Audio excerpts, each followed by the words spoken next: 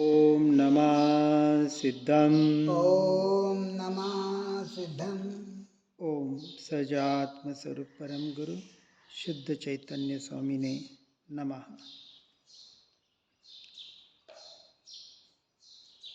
धन्य अंतरात्मा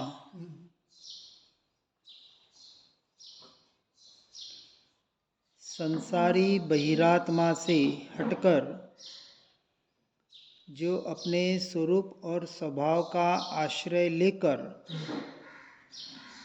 अंतरात्मा से परमात्मा की दिशा की ओर बढ़ने का प्रयास और पुरुषार्थ करते हैं, ऐसे जीव सच्चे धन्यवाद के पात्र हैं और उनका ही वास्तविक जीवन सफल है।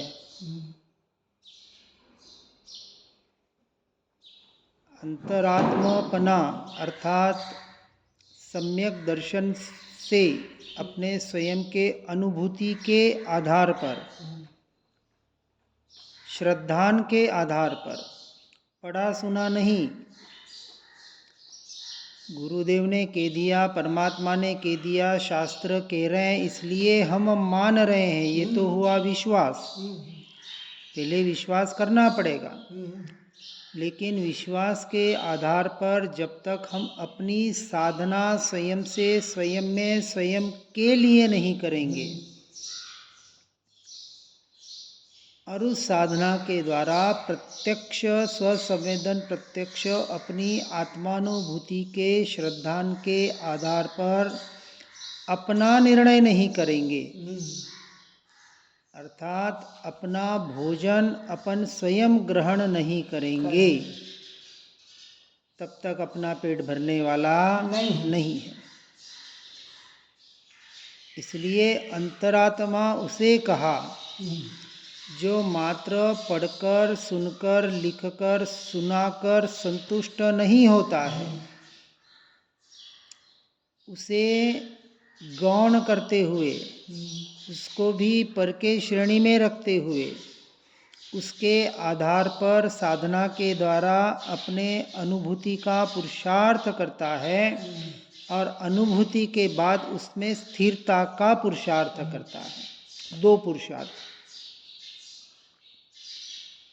पहला पुरुषार्थ पहले से चौथे गुणस्थानक तक, अर्थात सम्यक दर्शन प्राप्ति का पुरुषार्थ, अर्थात अपने स्वरूप का यथार्थ निर्णय श्रद्धान करने का पुरुषार्थ, जिसे कहा ज्ञान की क्रिया। ज्ञान की क्रिया क्रिया क्रिया क्रिया क्रिया। व्यवहार में हम मन वचन काया की क्रियाएं कर रहे हैं कि नहीं कर रहे?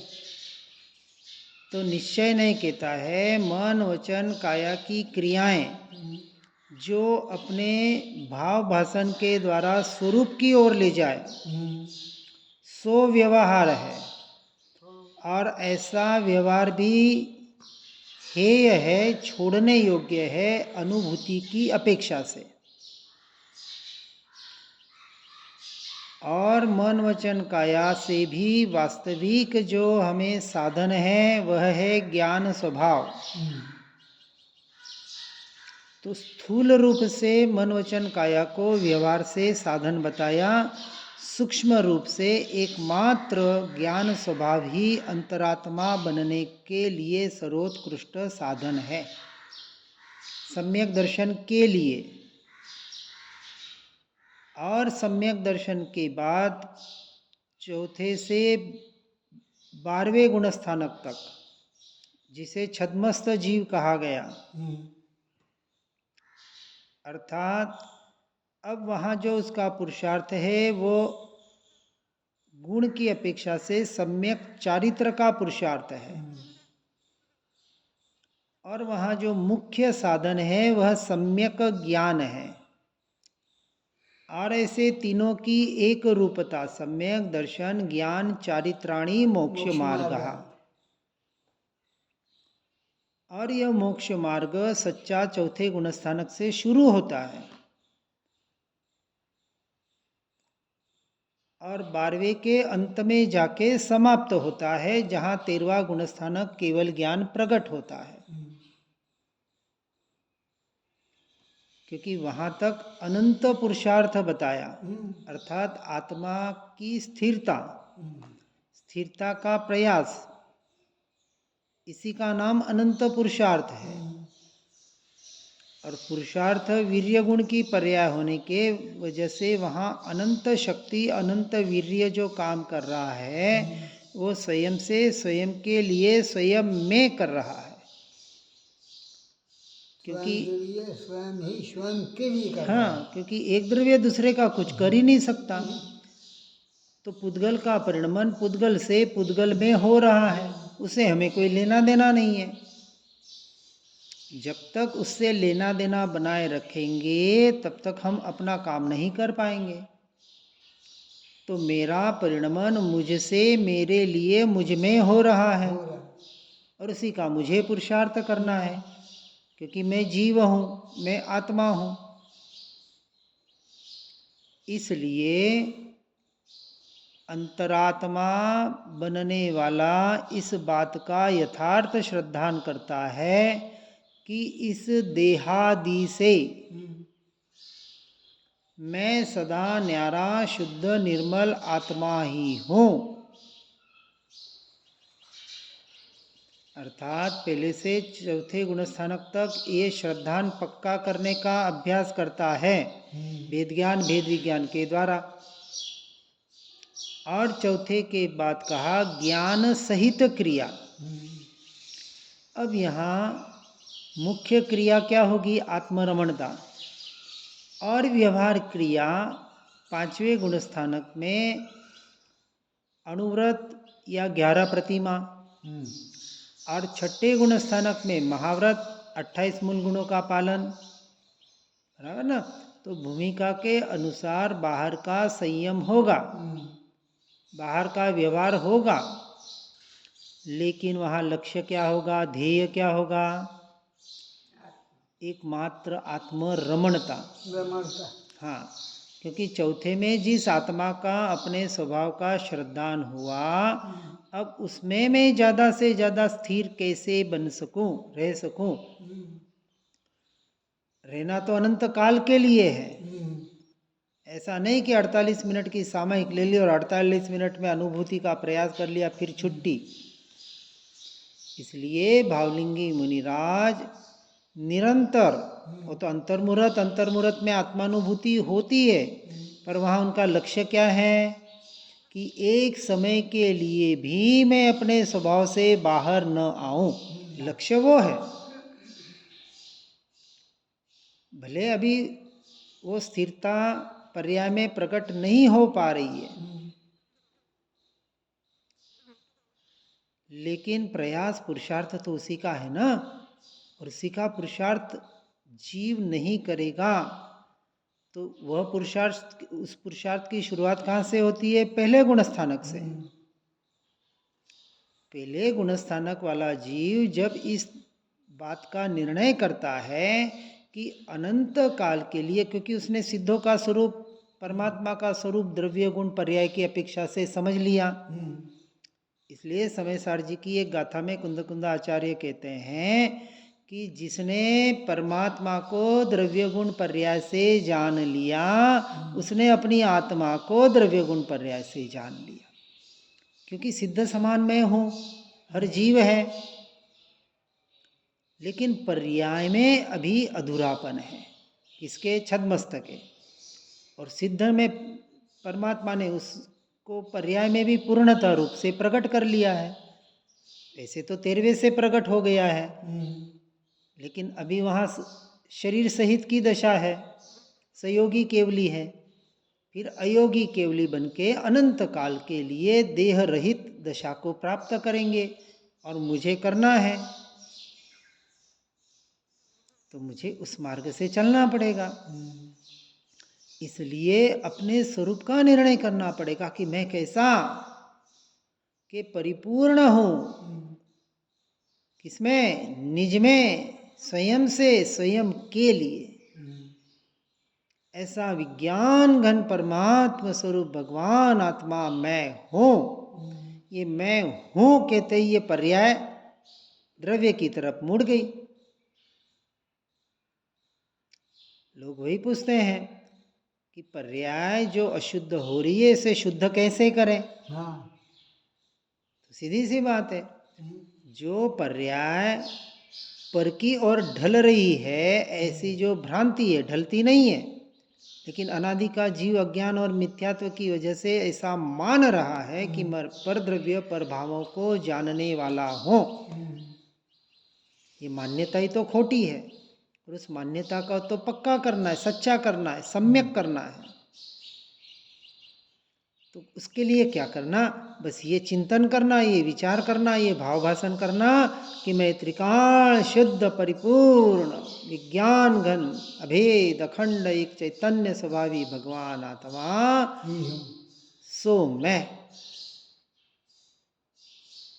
अब ऐसा चिंतन करते करते, ऐसा भाव भाषण करते करते एक दिन वो पर्याय सहज ही प्रकट हो जाएगी, शुद्ध स्वरूप आत्मा का पर्याय में प्रकट हो जाएगा।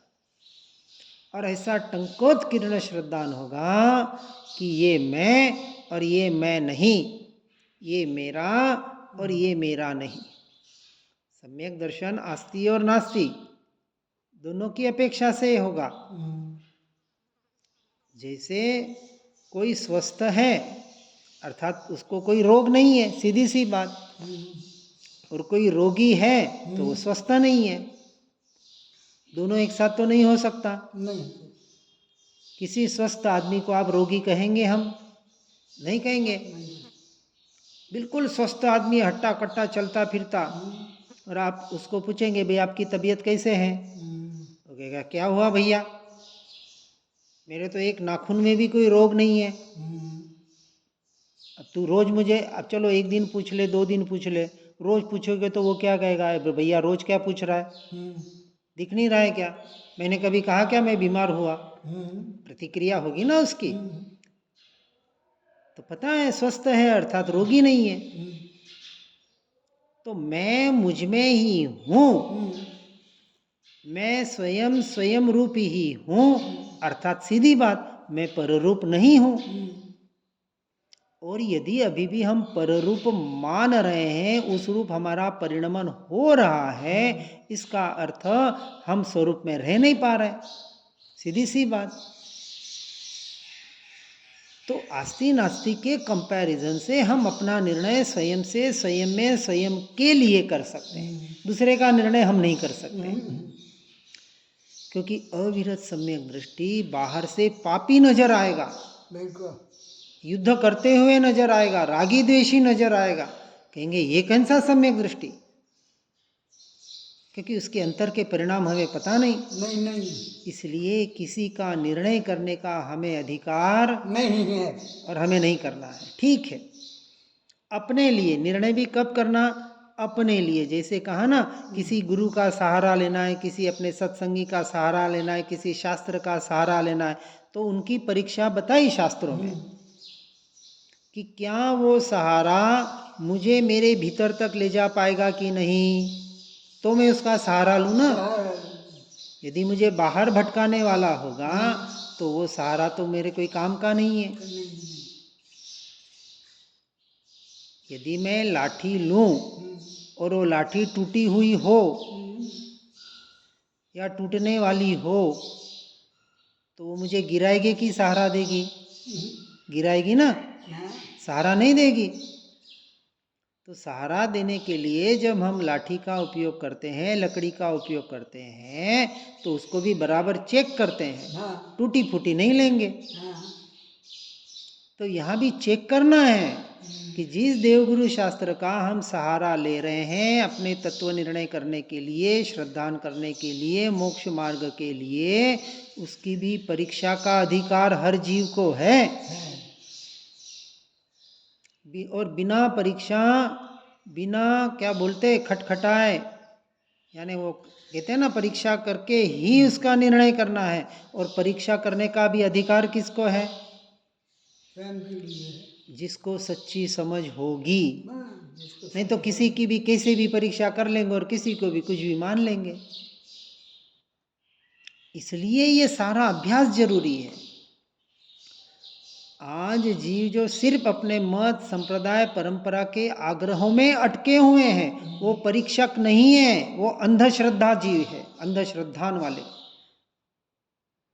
चाहे हमें सत्य सुनने को मिल रहा है, चाहे आचार्य कुंद कुंद देव की बात हो, चाहे तारण स्वामी की बात हो, चाहे किसी भी भावलिंगी मुनियों की बात हो, लेकिन जब तक यहाँ से अपने स्वयं से प्रमाणित नहीं होगी, तब तक वो आपका स्वयं का श्रद्धान नहीं होगा, वह अंधश्रद्धान होगा।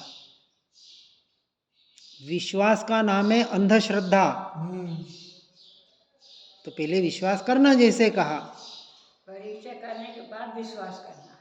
नहीं, पहले तो विश्वास ऐसे ही करना पड़ेगा, फिर परीक्षा करनी। क्योंकि जो देवगुरु शास्त्र जिस परंपरा से हमें मिले हैं, किसी को श्वेतांबर वाले, किसी को दिगंबर वाले, किसी को कोई, में जन्म लिया वो जहाँ जिस आमनाय में जन्म हुआ कर्म के उदय से। क्योंकि जो ये शरीर धारण हुआ है, जो कुल मिला है, संप्रदाय मिला है, ये कर्म के आधार से मिला है, और कर्म मेरा स्वरूप नहीं है, तो वो आधार भी मेरा स्वरूप मत मान लेना, ये बाहर का धर्म का आधार। अब यदि मैं जैन हूं और मोक्ष मार्ग ये है, तो सब जगह टंटोलो कि सब जहां जहां वितराग परमात्मा की वाणी में भेद आ रहा है, उस भेदों को जानो और उन भेदों से निकलो, और उन सब में जो अभेद तत्व है उसको ग्रहण करो। अर्थात परंपरा से जो चल रहा है वो भेद है, क्योंकि सबके क्रियाओं में भेद है। कोई किसको शुद्धि मानता है, कोई विशेष शुद्धि को नहीं मानता है, किसको किसी की क्या परंपरा है, किसी की क्या परंपरा है, तो ये भेद है। तो भेद से धर्म नहीं होगा, धर्म काहे से होगा? अभेद तत्व के निर्णय से। तो सब में तत्व क्या दिया है, सब में सामान्य कॉमन क्या है? जहाँ भेद है वहाँ से दृष्टि हटाओ, और जो अभेद है, कि श्वेतांबर भी इस बात को स्वीकार कर रहे हैं, स्थानकवासी भी इस बात को स्वीकार कर रहे हैं, दिगंबर वाले, 13पंथी, 20पंथी वाली, तारणपंथी वाले भी इस बात को स्वीकार कर रहे हैं। अरे सिर्फ जैन नहीं, सारी सृष्टि जिस बात को स्वीकार कर पाएगा कि मैं आत्मा ही हूँ, मैं शरीरादि पुद्गल द्रव्य नहीं। तो इस शाश्वत सत्य को, त्रिकाल सत्य को स्वीकार करो, और बाकी को सबको पर के श्रेणी में रखो। सीधी सी बात है। तो अब कंसंट्रेशन ऐसे जब इस निर्णय के आधार पर स्वरूप और स्वभाव पर करने का जो शुरुआत करेगा, उसने अंतरात्मा होने की शुरुआत की, और ऐसा जीव धन्यवाद का पात्र है। अब वो मत, परंपरा, संप्रदायों में अटकेगा नहीं, क्रियाएं करेगा, ठीक है, अपनी अपनी मत संप्रदाय के अनुसार क्रिया करेगा, क्योंकि क्रिया से धर्म नहीं हो, कभी नहीं हो सकता। क्रिया से धर्म कभी नहीं। इसलिए किसी पे अपने को दोषारोपण नहीं करना, ठीक है, अपनी अपेक्षा से, अपनी मान्यता है कि हम ऐसा मानते हैं, ऐसा करते हैं, हमने बता दिया, आगे वाला माने न माने उसकी मर्जी, क्योंकि सबकी अपनी अपनी मान्यताएं हैं, हम अपनी मान्यता किसी पे थोप नहीं सकते। यहाँ तो कहा सत्य का आग्रह, हमें पता है कि अपने अनुभूति के आधार पर कि यही त्रिकाल सत्य है, लेकिन ऐसा शाश्वत सत्य भी किसी के ऊपर थोपना, उसे भी जैन दर्शन हिंसा कहता है, भाव हिंसा कहता है।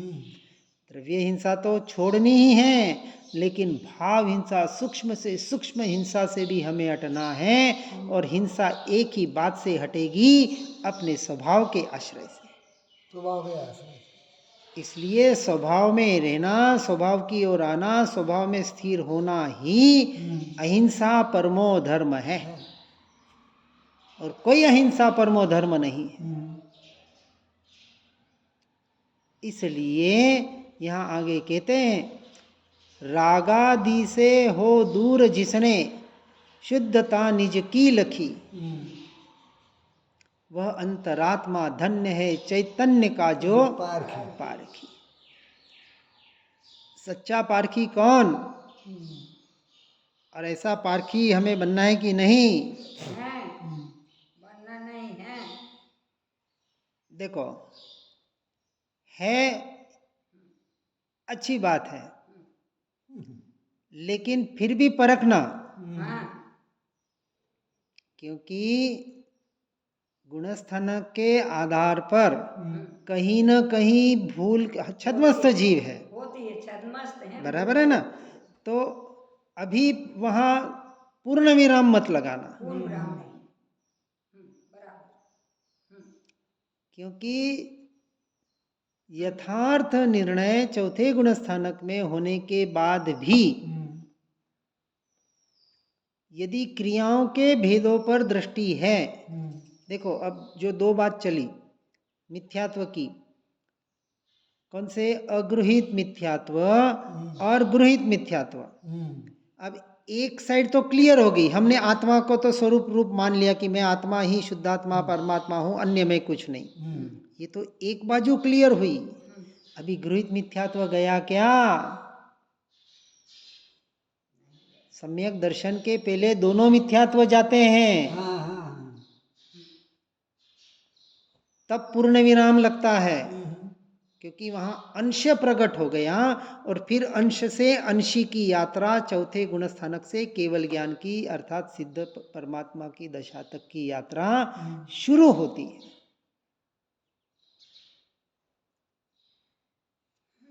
अपने में अभी दोष पड़े हुए हैं,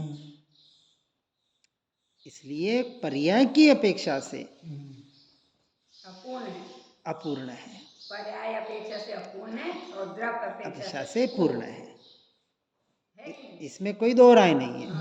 यही तो काम करना है, अपूर्णता को, अशुद्धता को निकालना है और साथ में दृष्टि पूर्णता पे रखनी है।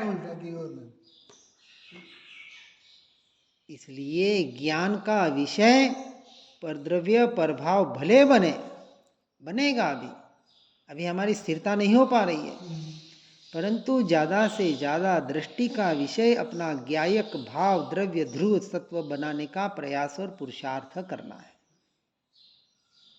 और इसके लिए क्या कहा?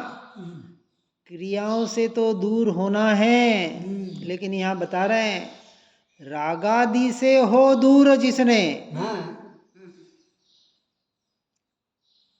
द्वेषादि से नहीं कहा, मोहादि से नहीं कहा, रागादि से। हाँ, क्योंकि वीत रागता का मार्ग है। यहाँ कहा राग के दो भेद, प्रशस्त और अप्रशस्त, ये व्यवहार की अपेक्षा से, क्योंकि जहाँ भेद है वहाँ अभेद तत्व नहीं है, निश्चय नहीं है, भेद है वहाँ व्यवहार है। और निश्चय क्या कहेगा? चाहे प्रशस्त हो चाहे अप्रशस्त हो, राग तो राग है और राग तो आग है। राग तो आग है, राग तो आग है। हाँ, अब व्यवहार निश्चय बराबर समझना। व्यवहार से प्रशस्त और अप्रशस्त हेय उपादेय की परिभाषा बताई, बराबर ना, कि एक आदरणीय है, एक तो पूरे छोड़ने योग्य है, परंतु निश्चय की अपेक्षा से दोनों छोड़ने योग्य है। बिल्कुल। शुभाशुभ दोनों भावों से छूटकर शुद्ध भाव को ग्रहण करना, सो अंतरात्मा की क्रिया है, अंतरात्मा के परिणाम है, सो जीव अंतरात्मा का अधिकारी है। इस बात को समझकर अपने स्वरूप और स्वभाव की साधना और आराधना में हर जीव आगे बढ़ने का प्रयास करें। इसी भावना के साथ ओम नमः सिद्धम।